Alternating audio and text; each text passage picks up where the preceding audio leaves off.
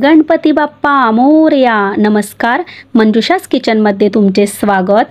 बाप्पाचे आगमन झाले आहे। खूप आनंदाचा हा क्षण आहे व आनंदाचे, उत्साहाचे, सणासुदीचे दिवस अजून गोड व खास बनवण्यासाठी आणि बाप्पाचं सर्वात आवडीचं जेवण म्हणजे मोदक मंजुषास किचनमध्ये बनवूया। तळणीचे मोदक अगदी सोपे व लगेच बनतात। आत गोड गुळ खोबऱ्याचा खमंग स्वाद आणि वर बाप्पाचे आशीर्वाद। मोदक बनवण्या अगोदर प्लीज चॅनलला सबस्क्राइब करा आणि बेल आयकॉन क्लिक करा, म्हणजे जेव्हा पण आम्ही व्हिडिओ अपलोड करू तेव्हा तुम्हाला लगेच नोटिफिकेशन येईल। तर लेट्स गो। तर तळणीचे मोदक बनवण्यासाठी सर्वात आधी इथे घेतलेले आहे मी 1 वाटी खिसलेलं खोबरं, 1 वाटीपेक्षा कमी थोडा आहे गूळ व हे आहे मैदा घेतलेला आहे 2 वाटी मैदा। त्याला भिजवून घेतलेला आहे, आपण कणिक भिजवतो त्याप्रमाणे थोडंसं असं मीठ टाकून। आणि हे आहे काजू बदाम, मी बारीक असं मिक्सरला वाटून घेतलेले आहे आणि आवडीनुसार इथे मनुका घेतलेली आहे। तर हे आहे सर्व असं हे साहित्य। चला तर मग आता आपण मोदक बनवूया। तर इथे मी असं गॅस ऑन करत आहे आणि कढई ठेवलेली आहे। थोडी गरम होऊ दिल्यावर इथे 1 चमचा तूप टाकलेला आहे। हे साजूक तूप आहे, तर घरीच बनवलेलं आहे हे तूप मी। तर आता इथे आपण जे खोबरं खिसलेलं आहे ते खोबरं आधी भाजून घेऊ। तर हलकं असं भाजायचं आहे, जास्त सुद्धा भाजायचं नाही। खूप छान असा भारी स्वाद येतो खोबरं भाजून घ्यायचं।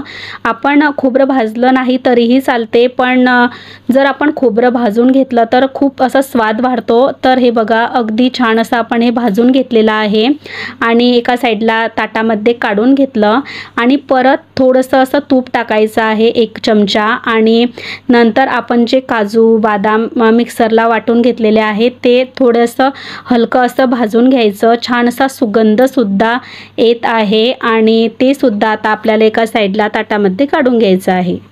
तर परत मी 1 चमचा तूप टाकलेला आहे आणि त्यामध्ये आपण जो गूळ घेतलेला आहे तर हा 1 वाटीपेक्षा थोडंसं कमी आहे, तरी तुमच्या आवडीनुसार तुम्ही गूळ घ्या।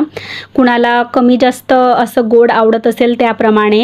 तर हा गूळ आता आपल्याला तुपामध्ये टाकायचा आहे, जास्त पण कडक होऊ द्यायचा नाही, फक्त असा वितळेल असा गरम होईल तोपर्यंतच त्याला थोडं हलवून घ्यायचं गुळाला। आणि थोडासा तो पातळ व्हायला लागला की लगेच गॅस बंद करायचा आणि काढून घ्यायचा आहे आपल्याला।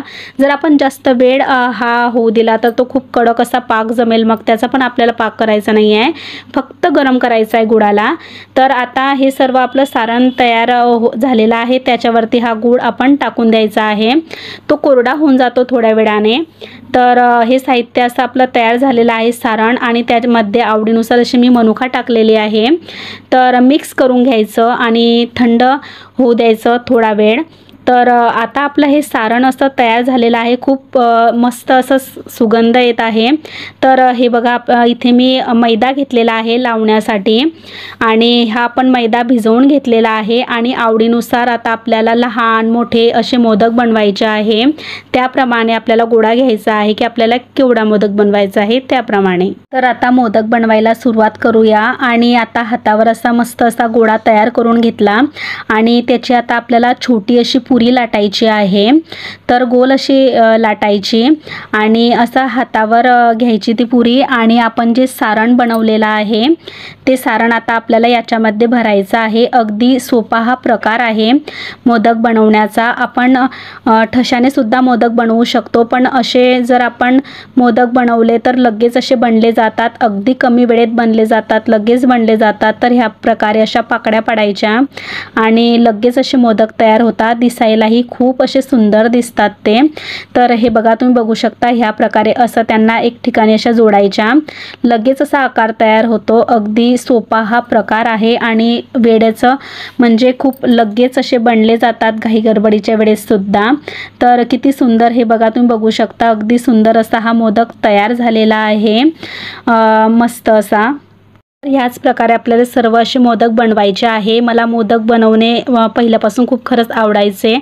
तर आता आपण परत एकदा अशा ह्या पाकड्या अशा ह्या प्रकारे करून घ्यायच्या आहे आणि मस्त असा आपला मोदकाचा आकार हा तयार झालेला आहे। तर आपण एक महत्त्वाचं सांगायचं म्हणजे आपण इथे जो मैदा भिजवलेला आहे मोदक बनवण्यासाठी, त्या ठिकाणी आपण गव्हाचे पीठ म्हणजे आपण ज्या पोळ्या बनवतो ते कणिक ते पीठ सुद्धा घेऊ शकतो। म्हणजे मैद्याचे बनवा किंवा गव्हाच्या पिठाचे बनवा, खूप छान असा बनतात ते। तर सर्व असे आपण मोदक तयार करून घेतलेले आहे। सुंदर असे त्यांचा आकारही दिसत आहे। तर आपण इथे मोदक आपले तयार झालेले आहे। आता मी इथे तेल तापायला ठेवलेलं होतं आणि तेल तापलं सुद्धा आहे आणि त्या तेलामध्ये आता आपण हे मोदक सोडू आणि मस्त असे त्यांना रंग बदलेल थोडेसे असे त्याप्रमाणे तळून घेऊ। तर मोदक बनवत असताना घरभर सुगंध दरवळतो व बाप्पा पण खुश होतात आणि सगळ्यांना हे मोदक खरंच खूप आवडतात आणि म्हणजे छान असं वातावरण निर्माण होते घरामध्ये।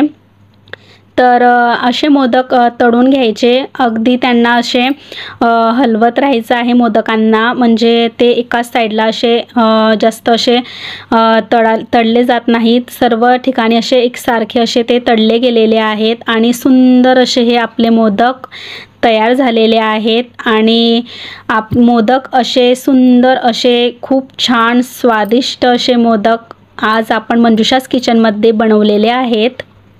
तर बाप्पाच्या आवडीचं जेवण तयार झालेलं आहे, म्हणजे बाप्पाच्या आवडीचे हे मोदक नैवेद्यासाठी तयार झालेले आहेत आणि खरंच तुम्ही पण नक्कीच बनवा। तळणीचे मोदक अगदी लगेच असे बनले गेलेले आहेत आणि मस्त असे आपले हे मोदक तयार झालेले आहेत। तर भेटू आपण एका नवीन रेसिपी सोबत लवकरच। तोपर्यंत गणपती बाप्पा मोरया।